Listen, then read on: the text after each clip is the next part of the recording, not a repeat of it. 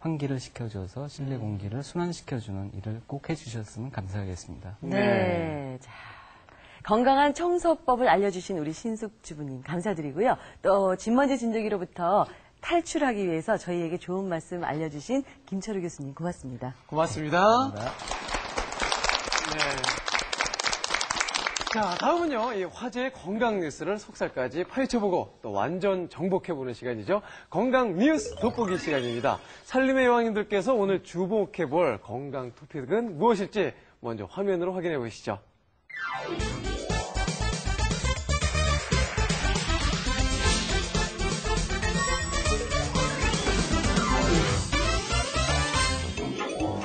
순백의 신부도 귀여운 옆집 청각도 사랑에서 꽃미남도 참을 수 없는 그 이름 방귀. 신나게 방귀를 뀌는 뿡뿡이는 어린이들의 사랑을 한 몸에 받지만 방귀가 너무 잦아지면 건강에 이상이 있는 것은 아닌지 걱정이 되는 것이 사실인데 한 두세 번 정도 끼는데요. 한두 번이요? 세 번 정도? 그러나 건강한 성인은 누구나 하루 평균 15회 200에서 2000cc 정도의 방귀를 배출하며 무가 삭힌 냄새 정도? 꼬리꼬리한 냄새 나지. 맡기 싫어요. 이구동성 모두가 싫어하는 방귀의 구성 성분을 살펴보면 무색 무취의 기체 성분이 약 99%, 냄새의 비밀은 메탄가스와 인돌, 스카톨 등 400여 가지 성분이 섞여있는 1% 속에 숨어 있다는데 방귀 속 악취의 주범 인돌과 스카톨을 묽게 희석하면 향긋한 꽃내음이 폴폴 향수의 원료로도 쓰이며 사람에 따라 방귀 냄새도 가지각색. 방귀 냄새의 결정적 요소는 따로 있다는데 그것은 바로 음식. 바늘 가는데 실 가듯 방귀하면 빠지지 않는 음식이 있었으니 풍부한 섬유질과 아마이드 성분이 많은 양의 가스를 만들어내는 고구마는 물론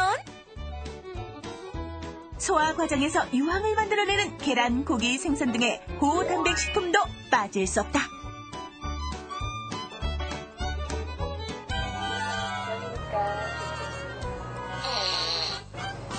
중요한 날, 이런 음식들은 피해주시는 게 좋겠죠? 누구나 다 뀌는 방귀이지만 유달리 더 자주 끼거나 냄새가 너무 지독하다면 건강에 이상 신호가 켜진 것. 방귀로 알아보는 내 몸의 건강, 건강뉴스 돋보기에서 확실하게 알아봅니다.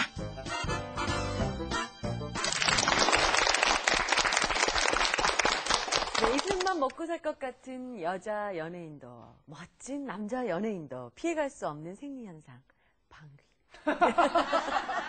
아니, 그 단어는 왜 이렇게 들으면 항상 웃음이 먼저 나오는지 모르겠어요. 아니, 그거 안 하시는 분은 없지 않습니까? 화면에서 있는 저분.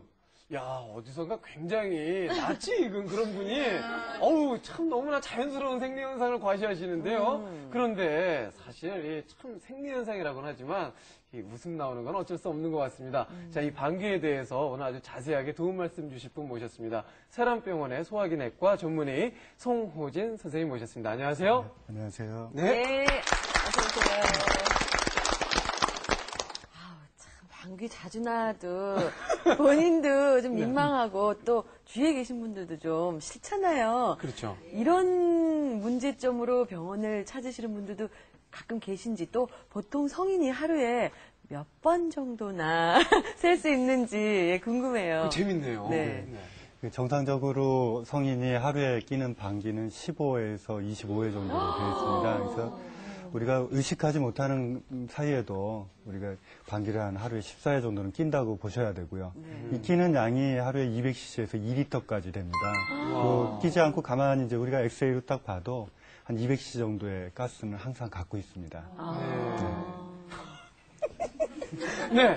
자, 이 음식물을 몸속에서 분해를 하고, 그리고 나서 뭐 자연적으로 이 가스가 발생을 해서 이게 이제 배출이 되면 자연스러운 생리현상으로 이어지게 되는데요. 사실 뭐 이 뒤로만 배출되는 게 아니지 않습니까? 또 좀 답답하면 또 급할 때는 위로도 좀 올라오기도 하고요.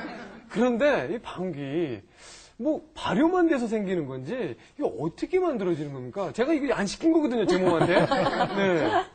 네. 일단 그림을 보면서 그럼 설명을 하겠습니다. 네. 네. 우리가 이제 정상적으로 식사를 하는 과정에 공기를 삼키게 됩니다. 실제로 방귀의 거의 대부분의 양은 삼킨 공기입니다. 이 공기가 이렇게 위로 들어가서 거의 대부분은 이제 지금 말씀하신 대로 트름으로 거의 나오게 되고요. 극히 일부가 연동운동을 거쳐서 이렇게 12장 이제 내려가게 됩니다. 이 소장으로 가서 또 이제 소장으로 가다가 소장 안에는 세균이 있고요. 또 특히 대장 안에는 세균이 굉장히 많습니다. 이 음식물하고 세균하고 만나면서 네. 필요 없는 가스들이 이제 생기게 됩니다.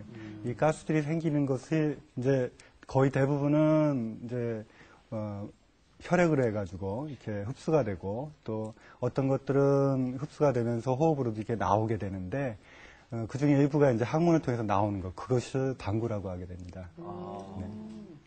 아니 1970년대 방귀 폭발 사건이 일어났잖아요. 근데 이게 방귀의 성분인 수소 때문에 일어난 사건으로 아는데요. 방귀의 구성 성분이 뭡니까? 방구 자체로 해서 폭발이 일어난다고 보기는 좀 어렵습니다. 네. 이제 방귀의 이제 구성 성분이 우리 대기하고 좀 비슷합니다.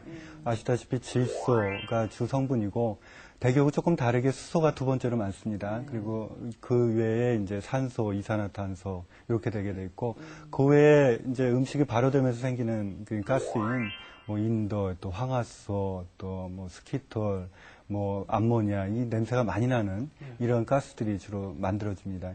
이 말씀하셨던 그 폭발 사고는 메탄가스에 의한 이런 폭발 사고가 아니라 우리가 그때는 이제 관장액으로 요즘은 쓰지 않는 마니토일이라는 걸 주로 썼습니다. 이 마니토일이라고 하는 게 특징적으로 물하고 만나게 되면 수소라고 하는 것을 많이 만들게 됩니다. 이 수소라고 하는 것이 만들어지는데 실제 이제 대장 내시경 할 때 그 용종절제술이라고 해서 수술을 하게 되는데 그때 저희가 고주파 조율을 통과시킵니다. 실제로 그때 이제 저희들이 내시경을 보다 보면 정말 불이 팍 일어나고 연기도 확 나고 그렇게 되거든요. 근데 그때 이제 마니토를 쓰게 되면 수소가 많아지니까 수소하고 산소하고 만나서 확 폭발이 일어났던 겁니다.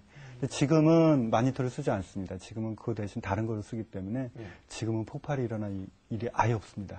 안심하시고 받으셔도 됩니다. 네. 저도 예전에 뭐 프로그램에서 이 방귀에 불이 붙을까 이런 그 궁금증을 직접 몸소 실험을 해본 적이 있었는데 깜짝 놀랐습니다. 불이 붙더군요. 예. 참 놀라운 그런 기억이 있었는데요. 근데 요즘 그 뉴스에 이 방귀가 참 이 건강에 적신호가 아닐까, 뭐 이상신호가 아닐까 하는 그런 뉴스가 보도가 됐던 적이 기억이 납니다.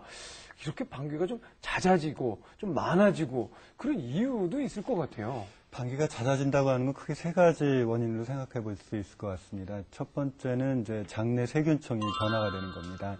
장내 세균이라고 하는 게 유산균이라는 것도 있고 유해세균이라는 것도 있습니다. 이게 유해세균이 증가하게 되면 아무래도 이런 방귀가 증가할 수 있고요. 두 번째로는 장내 운동의 변화가 일어날 때입니다. 우리가 스트레스를 심하게 받거나 했을 때 장의 움직임이 저하되면서 이렇게 장내 가스가 많이 생길 수 있고요.